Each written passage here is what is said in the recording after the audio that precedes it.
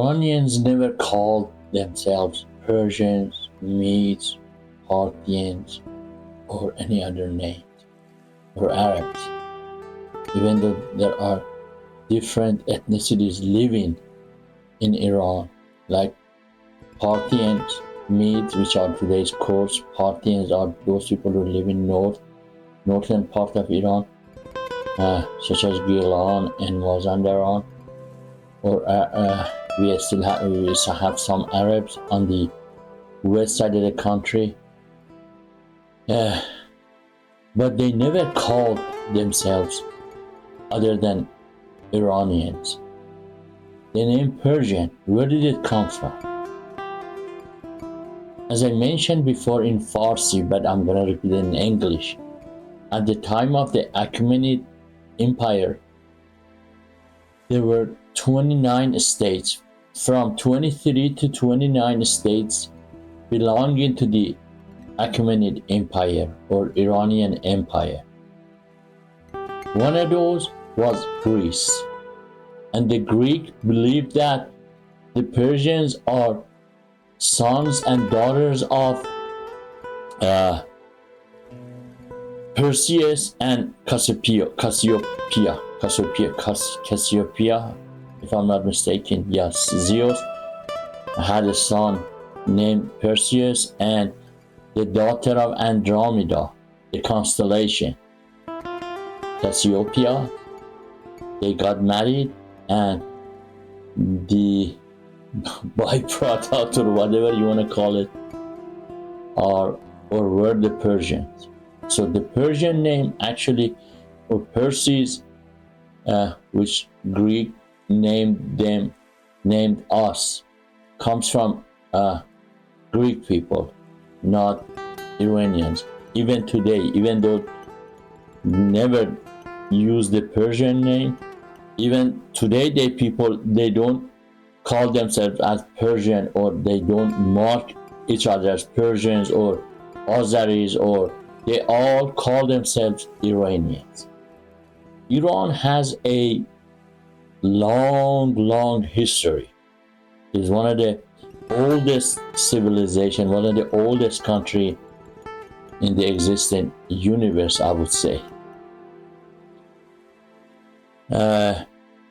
That's why Reza Shah the Great, father of Muhammad Reza Shah, not long ago asked or requested the United Nations to change the name from Persia to Iran, because Iran is the name of and the ethnicity of the people who live in that region or in that country. Iran comes from Iranian, and there is another nationality or ethnicity which used to be called Ern or Iran, which is today's Ireland. These are the only left descendants and progeny of the Aryan people. So therefore, the name Iran comes from Aryan. They have a long history, and most of the things that are used by us today in science, in medicine, many things are discovered, invented, or made by Persian, made by Iranian, not Persian. Excuse my language. Made by Iranians, like the alcohol that we use to sanitize or use for medicinal or other uses. The inventor was a Persian doctor or Iranian doctor about 1,000 years ago, lived about 1,000 years ago, and Razi. Or most of the surgeries that are done today, the inventor is Avicenna or Ibn Sina. Even before that, 4,000 years ago, the Iranians invented the AC and refrigerator. Today I'm not going to talk about it. I'm going to mention it, but later on I'm going to open a chapter. I'm going to do a program about it.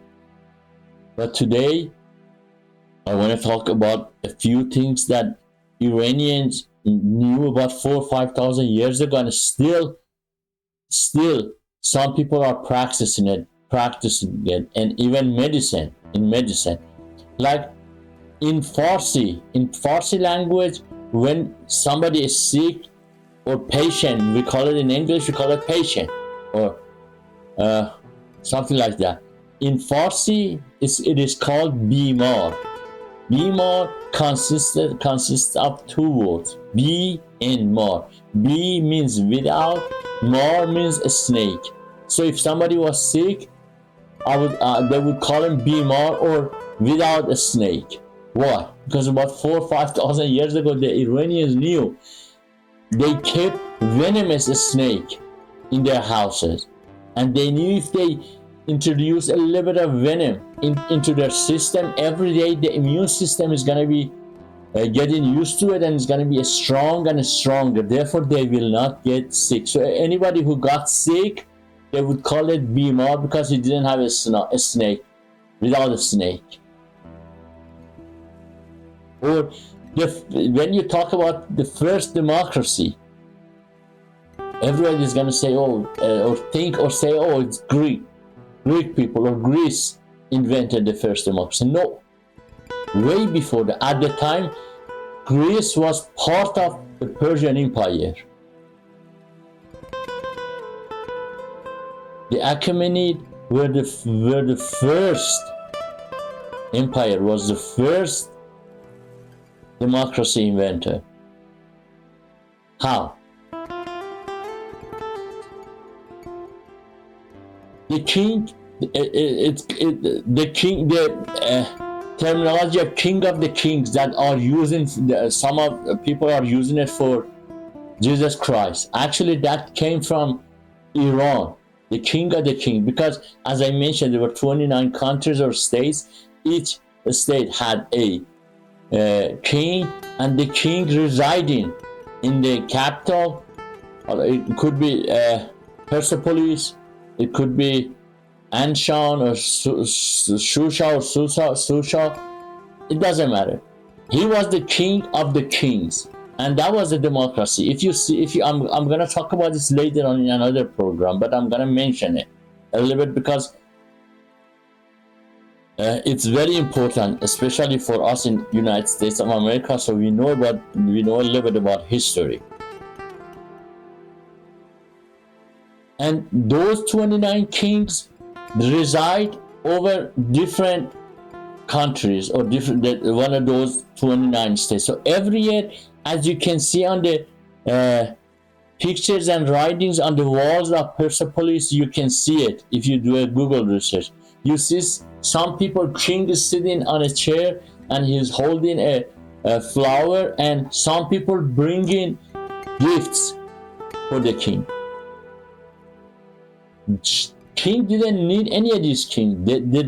This is a writing, because at the time, different people in different regions spoke different languages, so they could not understand each other. So therefore, King Darius the Great came up with the idea of this sort of drawing language, like Chinese, Korean, or any other language, or Japanese. So when people look at it, they could understand it. So as you look at that, you see people are bringing gifts. Somebody is bringing a horse, somebody was bringing a lamb, somebody was bringing a piece of dough. So you have to think, why king needs a piece of dough? No, the reason for that was called Judgment Day. And the Judgment Day, you'll see it later, and I'll show it to you. The Judgment is the exact time of the year, and that is when you see a Leo or lion is attacking on the entrance of the palace. You see a lion or a Leo is attacking a cow or Taurus. So what does it mean? The Judgment Day is gonna start when the constellation of Leo displaces or replaces the constellation of Taurus, and that is when the very first second that becomes a spring. That is when people from all 29 states had to come to the capital to judge the kings by bringing a gift, telling the king of the kings, that the king in that region is either doing a good work or bad. The one who brings a horse is telling the king, yeah, no, the king that is in our area is doing his job right. But the one who brings a piece of dough, he says, see, that's all I could afford to bring it to you. So what does it tell you? The king is bad. That was the first democracy. And the same people would gather together for about 40 to 45 days to write the laws for the next coming year. Is it democracy or isn't it? And the war between Greece and the central government was because every year these delegations had to come to do what they're supposed to do and make laws for the coming year. And Greece didn't send the delegation, and that is the cause of the war which started between Iranian or Achaemenid Empire and the Greece. Anyway, we're going to talk about this later on. So we talked about venom and the battery that we use about 2,500, 3,000 years ago. The Babylonians and Iranians, they invented it. Those days, there were some illnesses like rheumatism or other muscle problems or fluid between the muscles, or they knew with electricity they could reduce the pain. So they either, if they were close to the sea, they would get an eel and throw it in the water and ask the patient to put his feet inside the water, or they would use a vase or a vase, whatever you want to call it. They put some vinegar in it, 2 rods made of lead and copper, and they would shake it, and they would ask the patient to put the feet, both feet or legs, in that vase, and they would stir it and shake it so it would cause or make some electricity to reduce the pain. Now,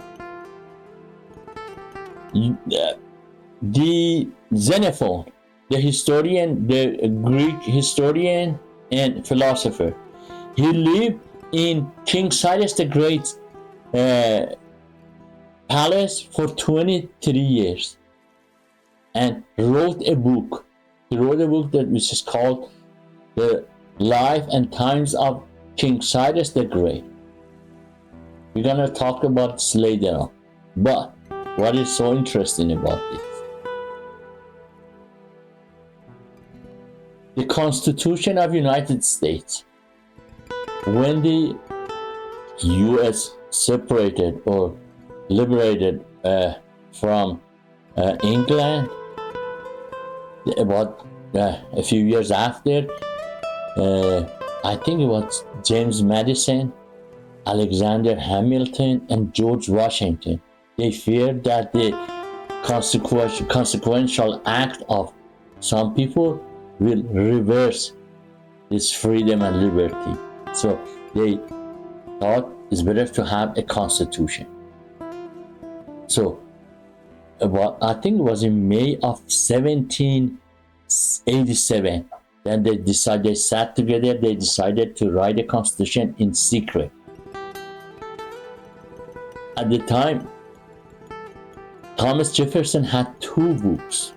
One was Prince by Machiavelli, and one book from Xenophon, The Life and Times of King Cyrus the Great. He gave these 2 books to James Madison, and he told him to read it, see which one is better